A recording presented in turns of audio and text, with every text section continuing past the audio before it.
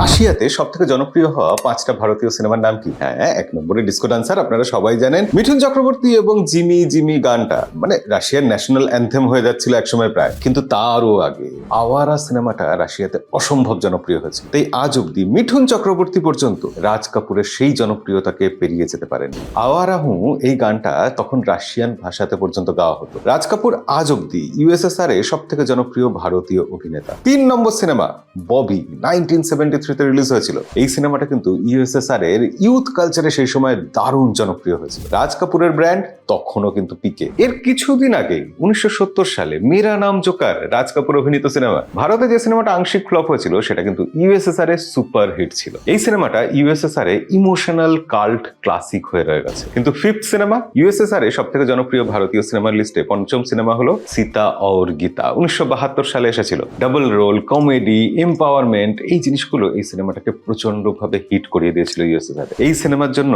হেমা মালিনীও সেই সময় ওখানে খুব জনপ্রিয় হয়ে ওঠে। কিন্তু ইউএসএসআর এ সব থেকে জনপ্রিয় টপ 5 ভারতীয় অভিনেতাকে কারা কারা জানেন? লিস্টটা লিখে অবশ্যই কমেন্টে জানাবেন। আর এরকম আরো ভিডিও দেখার জন্য আমাদেরকে ফলো করে রাখতে ভুলবেন না।